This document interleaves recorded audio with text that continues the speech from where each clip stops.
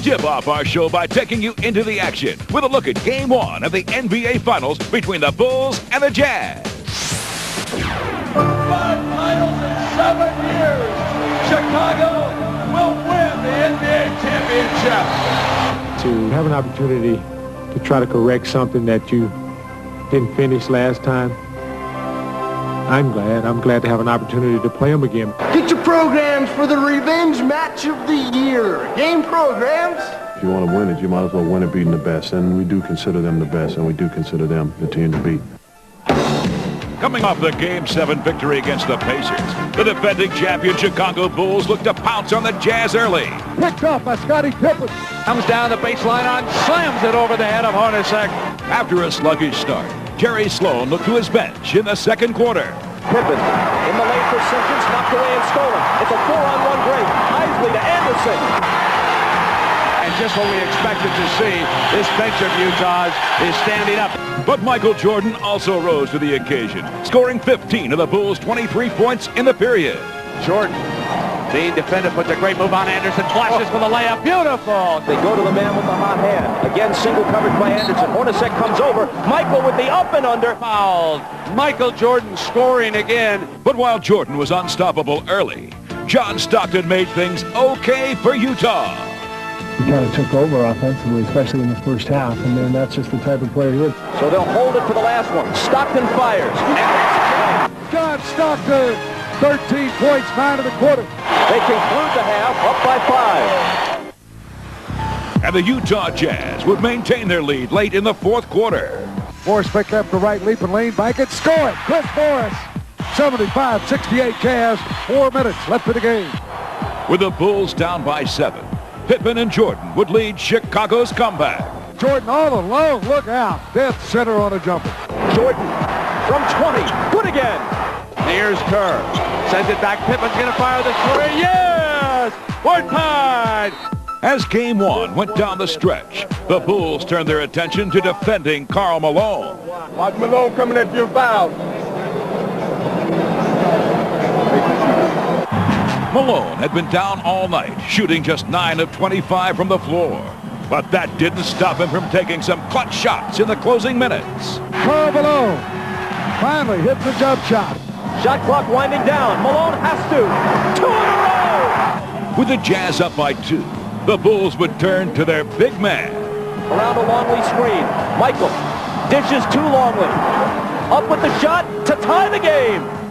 With overtime looming, Utah's John Stockton would have one last chance to win it in regulation. Now it's Stockton out of the corner for the win. No, not this time. Rebound Pippen, and that's it. Regulation, we go to overtime. But overtime was full of missed chances for Chicago. Utah's lead is down to 2. Longley, right to left move. Oh, he lost it. It's loose. It's free. Timeout, Utah. They've got the basketball. And now, John Stockton was focused on sealing the victory for Utah. 14 seconds. 8 on the shot. Sock left to right. Drive the alley. Push it up. Score it! John Stockton! What a shot! John Stockton gives Utah a 4-point lead. But after cutting Utah's lead to 3, Jordan and the Bulls had the final shot. Who goes long pass? Jordan in the air. Taps the ball. Longley hit it. Back to Pippen. The fire, the 3. No, it's over. Utah survives. The best part about my game. To NBA action. With Utah up 1-0, we now go back into the action for the exciting second game of the NBA Finals. The Utah Jazz look to go 2 games up and maintain their home court advantage in front of a wild Delta Center crowd. Still, the veteran Chicago Bulls seemed up for the challenge of evening the series at a game apiece. One game at a time. That's all it can be in this series, is just take one game at a time and hope that you can get a win and build on that. But to capture Game 2, Chicago had to shut down Malone and Stockton, who got the Jazz off to a quick start. Far left, Stockton's going to crash the lane. Go for the layup. Yes! Underhand scoop shot. And here comes Stockton. They drop it into the low block right. The mailman comes on Longley, gives it up. Stockton open 3. Got it. But the Bulls responded to Utah's early first quarter run. Penetrates, crashes the lane for the layup, missed it. Knocked back by Kukoc, save. Jordan's got it. Jordan drives the lane. Jordan scoop shot underhand. Chicago benefited from 18 offensive rebounds. Knocked back to Pippen, open three, passes up, drives the lane, comes inside, foul it and score it. Down into Michael, Hornacek the defender. Two-hand open man's Pippen. Left side drives the lane, comes to the glass of the slam. And Scottie Pippen on fire, goes to the rack again. And Tony Kukoc contributed 13 first-half points. Kukoc swings inside, underhand, good on a great move by Kukoc. In the second half, the game was up for grabs, as neither team was able to pull away. Stockton keeps the dribble, wants Malone with Longley, up over the top of Longley, short on the shot, but offensive rebound, the mailman's going to lay this one in. Kerr with Isley defending the entry pass to Luke Longley, who checked it. Great pass to Pippen, who jams it back down. Stockton snap pass to Isley, gives it up to Ostertag. Jordan left baseline, back to an open Luke Longley, who slams it down. Control of the series was clearly on the line. And while it was obvious who Chicago would turn to in crunch time, Utah's go-to guy was struggling for a second game in a row. Malone misses the layup from the left-hand side. It was wide open. With Utah desperate in the clutch, Jeff Hornacek rose to the occasion. No, he missed the layup, but Malone gets the rebound back outside to Hornacek, fires a three. Yeah! Hornacek's long-range attack key to 12-4 Utah run in the fourth quarter. Back outside, Hornacek's three, yes! Oh, yes! Jeff Hornacek puts Utah ahead, 86-85, 1:46 to go. But with Utah leading by 1 point, Kukoc would come up big for the Bulls once again. Right side, bad pass, Kukoc. He turns it over, Stockton does. Off now to Kerr, bodies flying. Kerr back, transition three, no. Back to Kerr, long rebound, drives, there's Michael. Chicago leads and foul. Trailing by 4, the Jazz still had a chance. But Chicago's defense came through in the closing seconds. Harper steals it. Harper over Stockton, stole it. Chicago wins it, 93-88. And the Utah Jazz have lost the home court advantage that they played for all season long. The pressure may shift to us because we're going back home and we have to defend our home court, and you know we got to go back and play well. They're still the champs, and again, until somebody beats them, they're at the top. And we knew they'd come out tonight, not wanting to be down 2-0, and I guess we didn't meet the challenge. We felt very good about our chances coming to the game tonight. Everybody was upbeat in the locker room, and we just went out and did what we had to do. Seal it up, and let's go to Chicago even at a game apiece. Now, we take a look at the international coverage of the NBA Finals in the global game. It seems everyone in Utah is excited to watch the Jazz compete in the NBA Finals.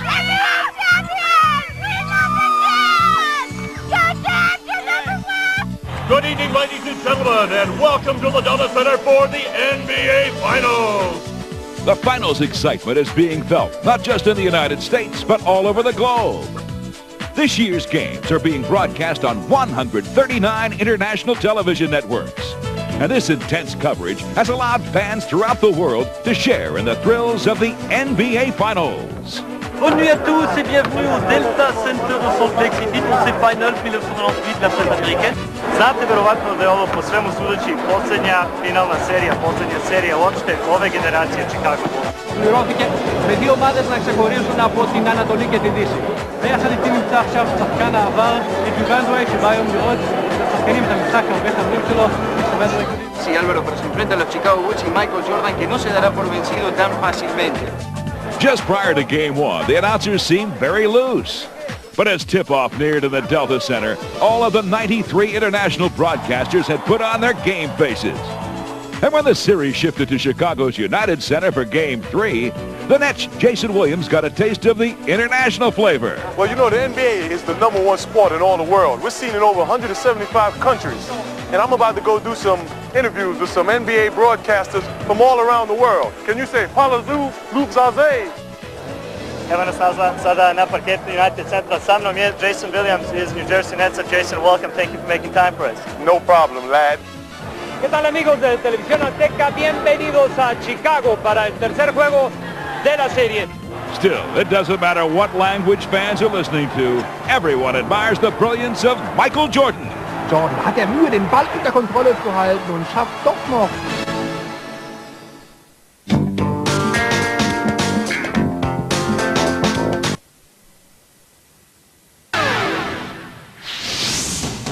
Now we get you back into the action as the NBA Finals shift to Chicago for Game 3 between the Bulls and the Jazz. We will not win this series if I don't play better. And that's just facts. That's just the way it is. You know, we're still going to try to get the ball to Carl. We think that he can go 0 for 20 and then he'll make the next 3 baskets down the stretch. So we don't give up on him. But the Bulls were focused on stopping Malone and taking the next step toward another championship. Gentlemen, Game 3, veterans like yourselves, have a great game. Right from the start, the mailman broke out of his shooting slump, and he'd give the Jazz an early lead. Malone's jump shot is there. How huge is that as Malone puts the first one down. Back to Malone, drives the lane, comes for the layup, good. Karl Malone with all 6 of the Utah points. Malone, this time he drives. Same result though, whether it's to the hoop or from the perimeter, he's 5 of 5. Malone, fade away on Rodman, 6 for 6. Phil Jackson was concerned as the Bulls were down by 5 and in need of a spark. And they would look no further than to his airness, Michael Jordan, who triggered a Chicago onslaught. Michael with Longley trying to screen for him. Spins around Hornacek and hits off the glass. Kerr hits a cutting hip on the left side, puts it on the floor, runs the lane, the runner fouls. Score it for Scottie Pippen. Kukoc, drop it in Longley, gives it back door. Here's Jordan on a slam. Chicago back, it's Kukoc running the floor. Picks up the dribble at the free throw line and hits it into Harper, left side layup. Good! It's a rout in the first half. We've had a history of bad starts in this playoff run, and we got up to another one tonight. But after that, we put the pedal to the metal, and I haven't seen us play like that all year. Leading by 18 at halftime, the Bulls continued to dominate in the second half. Jordan left-hand dribble drive inside, Ostertag, put it down and a foul. Yeah, Michael was doing it all as the Bulls simply overwhelmed the Jazz. Michael the assist, Harper the slam. Russell blocked by Burrell, into the arms of Harper. No more, flip back to Scott. 25-point Chicago advantage as they run a clinic on the Utah Jazz. Utah lost by 42 points, the biggest margin in finals history. And they scored just 54 points, the lowest total since the inception of the shot clock. But the Bulls know this series is far from over. We're very happy. But we don't feel by any means that we're in control of this series. So we are up 2-1, but still we have to come out and do this again on Wednesday. We really are starting to look good. You know, I like that. And it's a crucial time to start looking good. Next, an update on the Women's World Championship of Basketball. Berlin, Germany hosted the championship game as Lisa Leslie and the United States faced a tough challenge from upset-minded Russia. The U.S. trailed by 12 points late in the first half. I don't see that fire in your eye right now. You gotta go get this thing. They're not gonna hand it to you. But the U.S. would rally in the second half with a furious comeback. And the United States with their first lead of the game. Then Ruthie Bolton Holyfield took over. Bolton Holyfield, it's good, a three-pointer. And the United States up by 2. Filskowski trying to deny. Another 3. It's good again. Ruthie Bolton Holyfield. And Lisa Leslie scored 20 points as the U.S. won the gold medal. The United States once again can claim they're number 1 in the world in women's basketball. An emotional victory for the United States. I knew I had to put this team on my back. I had to get inside and do what I'm best at. We wanted to live with that shot with me inside, with Ruthie knocking down a 3-point shot. Just knew we were going to win. Time for our viewer email. Carlos Rodriguez Sabata from Merida, Mexico asks, which active NBA head coach has been with his team the longest? In his 10th season as Utah's head coach, Jerry Sloan ranks first in tenure among NBA coaches. Sloan is also the winningest coach in Jazz franchise history. He's guided them to 50 or more wins in 9 of his 10 seasons at the helm. And he's led the Jazz to 10 straight playoff appearances.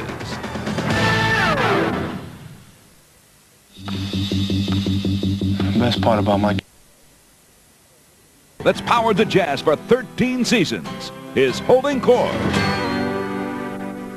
When you talk about the Utah Jazz, it starts and it ends with John Stockton and Karl Malone. Thank you, Utah Jazz, for the co-MVPs of this year's All-Star Game, Karl Malone and John Stockton.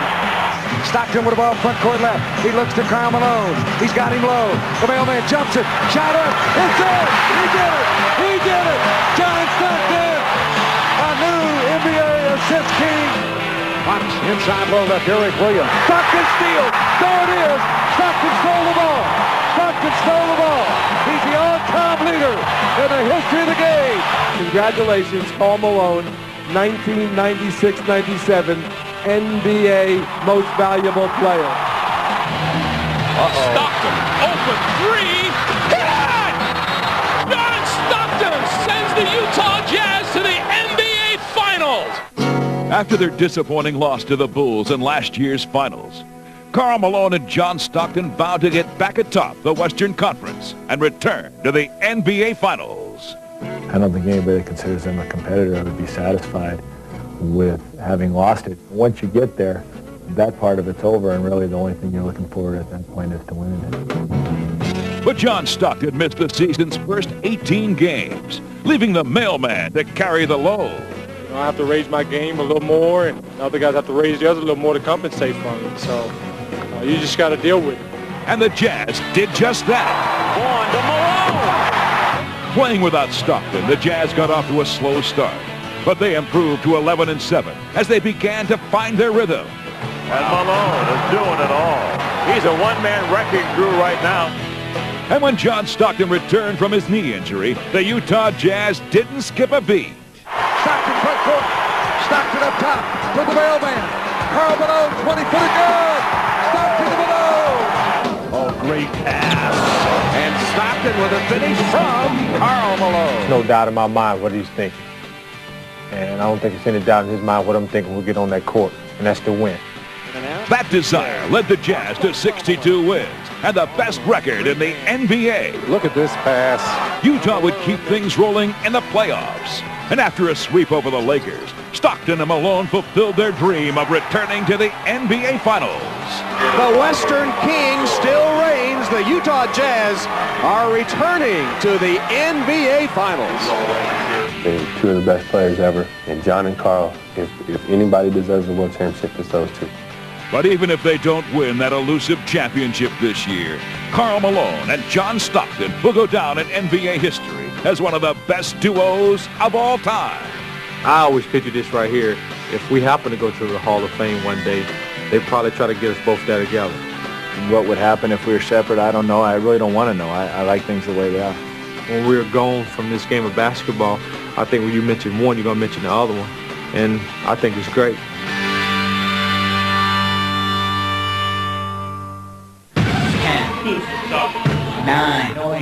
All right, now it's time for the top 10 rookie plays of the year in our courtside countdown. Starting things off at number 10, it's Chauncey Billups.